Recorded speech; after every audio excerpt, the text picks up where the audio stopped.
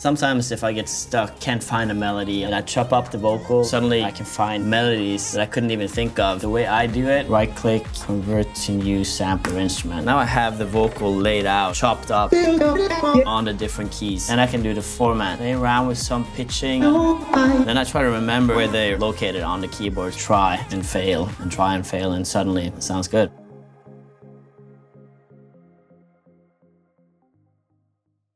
The next step for this song is to play around with some vocal chops on the drop and the build-up. You know, I love playing around with vocal chops because sometimes if I get stuck and I can't find a melody on top of some chords that I like, and I chop up the vocal and I play around with, you know, the different parts of the vocal, suddenly there's melodies that I couldn't even think of, kind of just randomly. You know, when I play the vocal chops, they're laid out on the keyboard, and I don't even know, you know, what notes he's singing at what key. So suddenly, you know, I can find, you know, melodies that I couldn't think of when I play with a you know, synth or with a piano sound. So sometimes, you know, I can be, you know, surprising myself with a new melody that I couldn't even think of. So I love, you know, just the experiment, or like experiment with different, you know, like melodies and effects on the vocal. And obviously, you know, the vocal is an important part of the song. So if I can, you know, keep, you know, that vocal going throughout the drop, I think that's gonna sound like pretty good on this song and a lot of other songs as well. So yeah, I'm gonna try to continue with chopping up the vocal and showing you guys how I do it. So when I want to make vocal chops, the way I do it in Logic, I have the whole vocal here, the verse, the pre, and the chorus on one track. And I'm gonna solo it, loop it, all about it. And then there's ways to just automatically, even split. I think if you use one of these split at playhead or locators or something, it will automatically, you know, chop it up. But I like to do it, you know, manually, because then I can, you know, kind of try to hear, you know, what kind of parts of the vocal that I want on one key. And I'm typically looking for, you know, the singing notes, like the vowels, like the A and the E's and the O's, because I know that, you know, after experimenting a lot, that usually works as vocal chops. So I'm gonna pick the scissor tool, and this is just, you know, pretty, you know, I try to listen to it, but sometimes I just do a lot of stuff. I know that it's probably another word starting right here.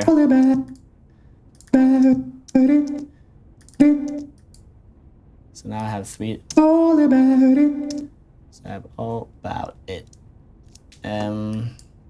All the way into your. This is like kind of like time-consuming thing to do, but I do like to do it, as I said, manually, because then I have more control of what I'm actually gonna get when I convert this to a sampler instrument. All the way into your, the way into your, the way into. I'm basically just like trying to find, you know, the words that I think will sound good as vocal chops. If this goes nowhere, no. This one. Nowhere. No. So that. Nowhere. It could sound pretty cool. Nowhere. At least we had a moment. At least we had a moment. Had a moment. Yeah. Oh, I know that it's hard to know. Oh, I know that it's hard.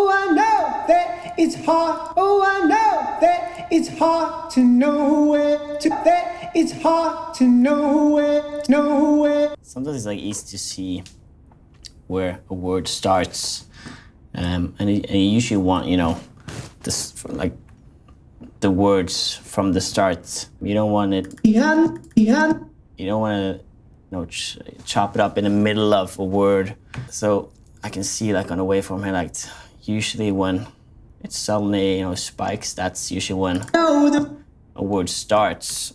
So I usually try to chop it up around there, but it all depends on the song. Sometimes you can get cool sounds from, random places in the vocal. Yeah, I know the way. So this is like a very just experiment part of producing. Just try and fail and try and fail, and suddenly it sounds good. Yeah, I know the way,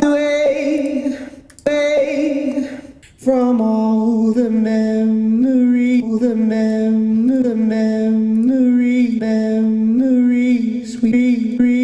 we make. So I think I'm pretty happy with this. Now I've, chopped up, trying to find where, I think there's something that's gonna sound good. I don't know, because, that's the fun part about vocal chops, is I have no clue how it's gonna sound. And then what I will do next is mark all the, sliced up audio files. And in Logic, right click, convert to new sampler instrument. And I just press OK.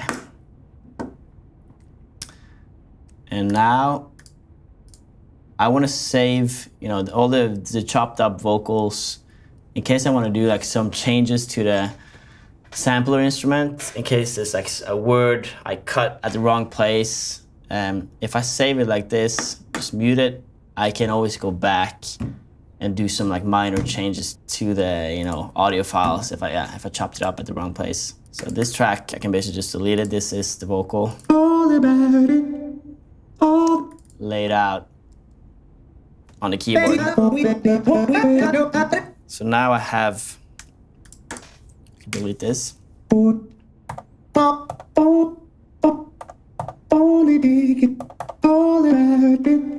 now I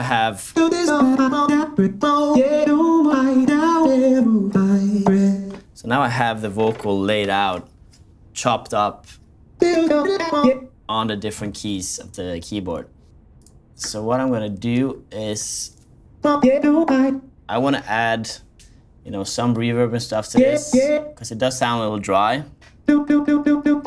And the way I do that is I just send it to, let's say, bus 10. This is like something I'm used to doing. I send it to bus 10, and then I will add, you can add like reverb from, like Space Designer, like stuff in Logic. I have this one that I like from Waves called CLA Vocals, which is a great tool to use. And I might just pick this one. And I kind of want a lot of reverb on this. So in, CLA, this is the reverb channel. I'm going to pick chamber. So it's a pretty long reverb. You can find similar reverbs in Logic, CLA, Space Designer. Which probably sounds almost the same.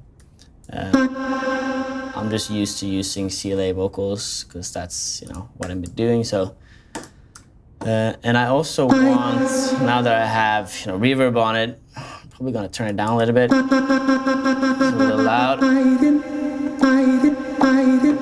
I also want sidechain on it because this is gonna play probably on the build-up and the drop, and also I just like the way vocal chop sounds with sidechain on it.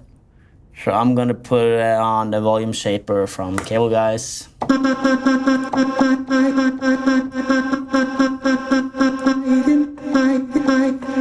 Something like that. I might go back and change that.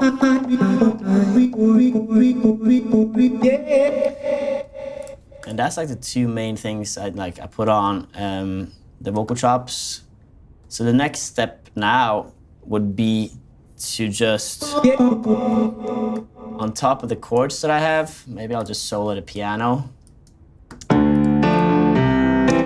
And then just jam, like this is the, experiment part where I just jam on top of the vocal chops. And this is something that can take, sometimes I can find a melody in like 10 minutes, 5 minutes, and it sounds great.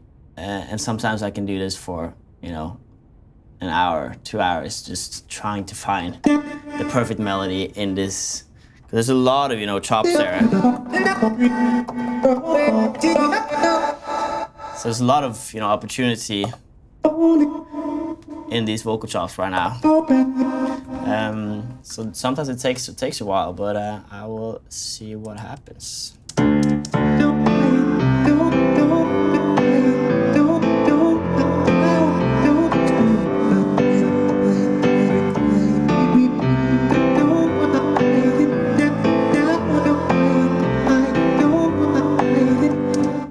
So basically what I do is like try to find some, that was like the first key I played, which was sounded pretty nice on top of these chords. And then I try to remember that, okay, where they're located on the keyboard. So I know that, kind of like those two. And then try to jam different places and see if there's like stuff that could fit with those two.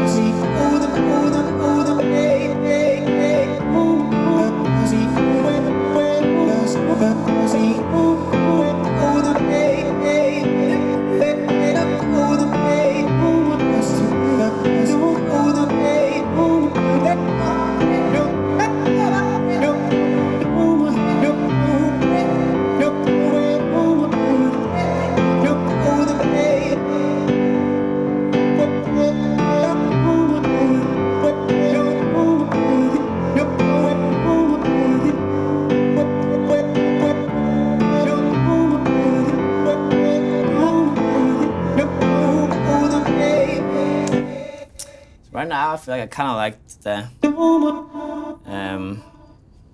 this.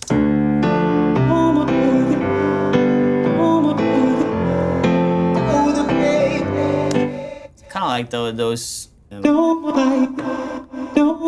This one repeats, you know, twice, and that one at the end, which is kind of like, you know, a pretty, you know, catchy part of the chorus. So I'm just gonna record that, so I have it, and then play around with some more notes in between.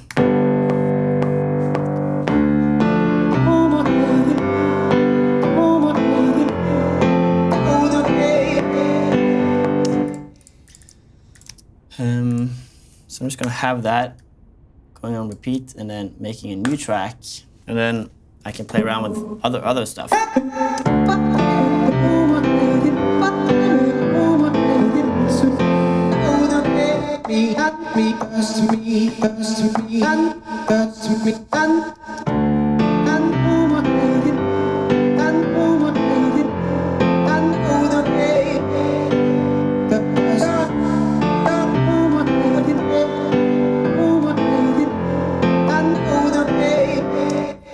Sometimes it's like pretty funny that you can almost sound like there's new lyrics going on in the vocal chops. Usually it's not, but it might sound like it. So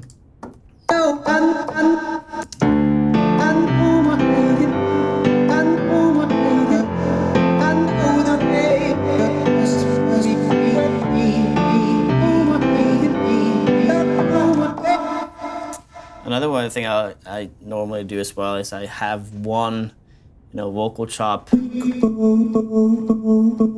like one of those like ground notes, root notes. That doesn't sound, that just plays all the way. I'll try to find it so I can show you.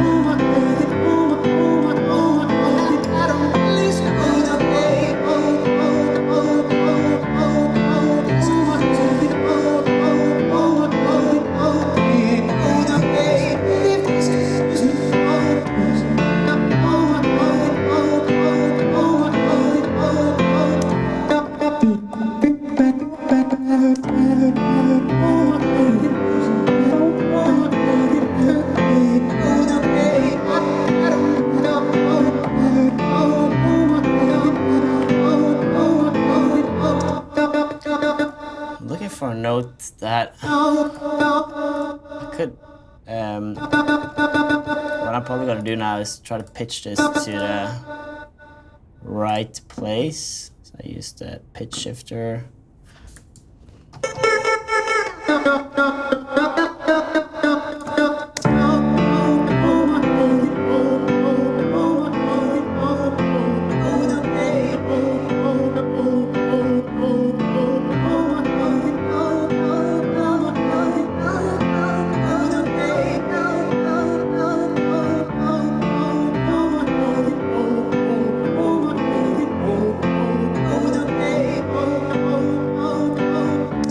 I know that fits best.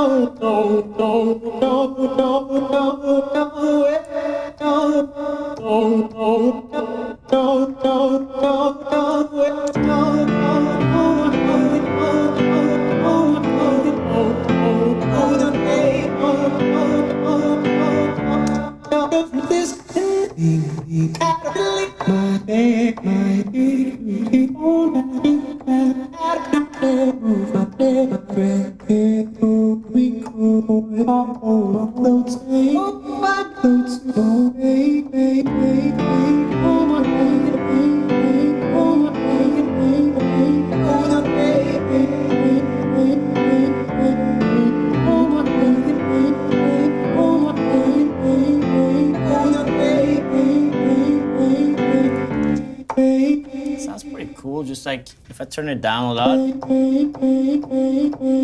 can go in the background. Like,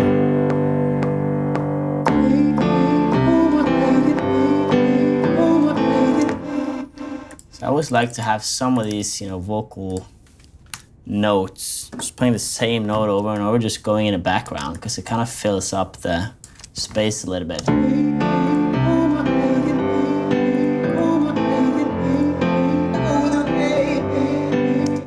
Find one more.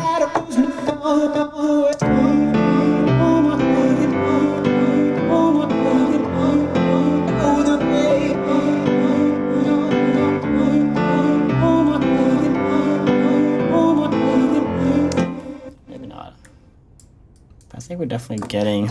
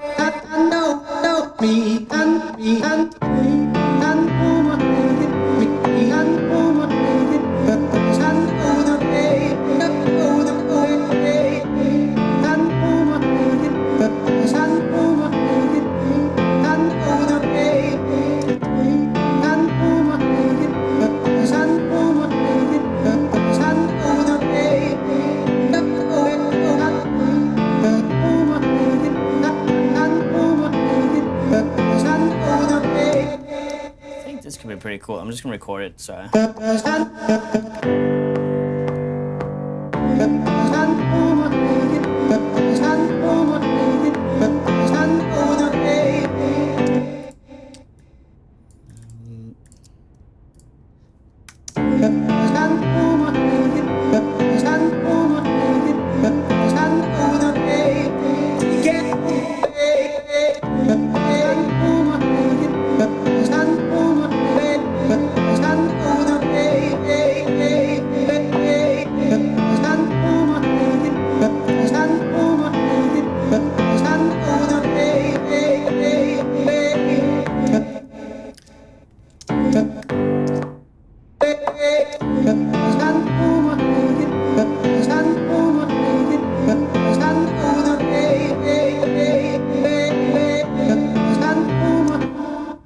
Something like that to fill out the last part here. If that just repeats a couple of times, some kind of rhythm.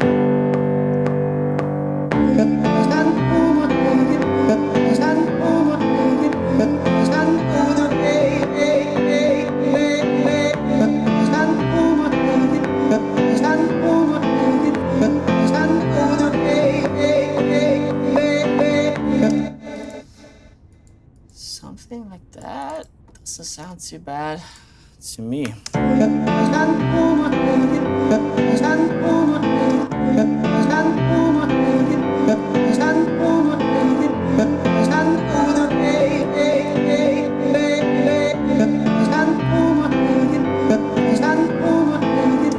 So I'm kind of happy with this. Kind of a cool idea for the vocal chops. I think it's gonna sound pretty cool with like more production under it. There's definitely some cool rhythm and some cool melodies in the vocal chops. And what I also like to do is play around with some pitching. And a great tool to do that with is this one called, I'm going to show you, just made a couple new tracks. This one, that's called Sound Toys Little Alter Boy. Wait. Where you can change both the pitch. So if I mute that.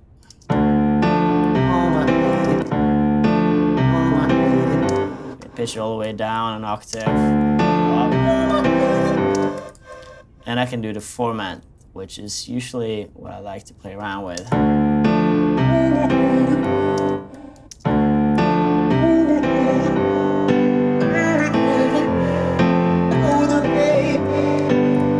So I think I'm gonna try to play around with the format.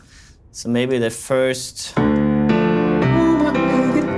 can be either lower or higher. And then I can maybe show you. I would have to make 3 new tracks because I want the first, vocal chops on one track, the second ones I want on another track, and the third one I want on a third track. You could do this with automation, but I think this is an easier way to do it. So what I'm gonna do is, from this, I'm gonna delete that. So you see the only thing left is, and then for this middle track, I'm gonna delete, only gonna keep the middle. The same thing, and then the first track, I'm gonna delete the 2 first ones. So that means I can pitch all these 3 tracks different ways. So I think I'm gonna do.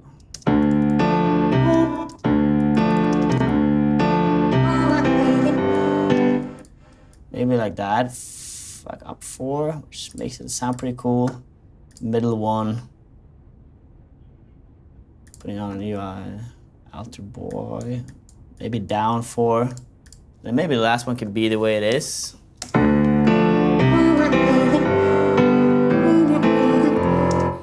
turned this one up a little bit so it sounds a little louder. And I can even, sometimes I do that as well, I can pan it, meaning that if I do, for example, like this, 20% to the right, means that it's gonna play more to the right than the left.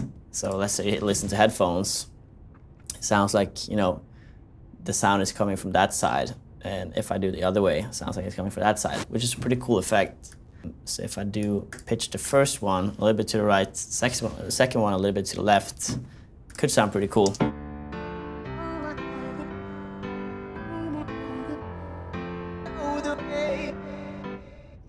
I kind of like that. I actually have my speakers wrongly connected, so when I put it to the right, I actually hear it from the left, but it shouldn't be that way. Let's see. So if I play like this with the other,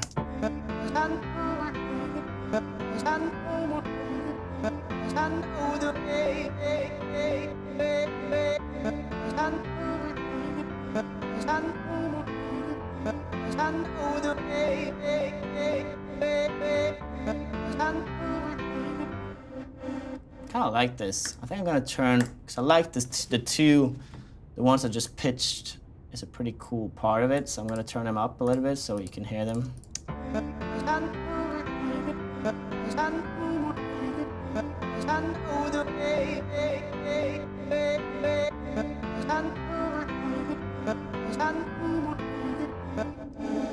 So that almost sounds like he's saying like, I know my hiding or something like that. So I just love that when it almost sounds like the vocal chops is, you know, new lyrics almost.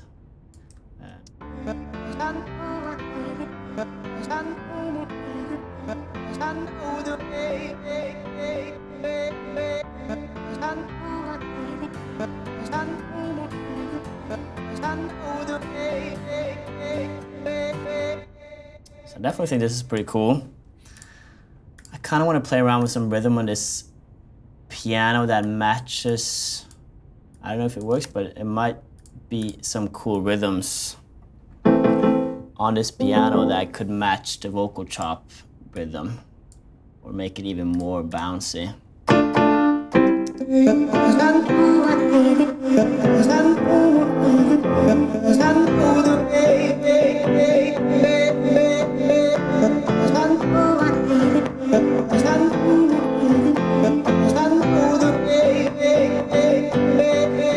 Definitely some like rhythm there, I think, that we can play around with. Let me find another piano. I'm gonna do this Nexus piano.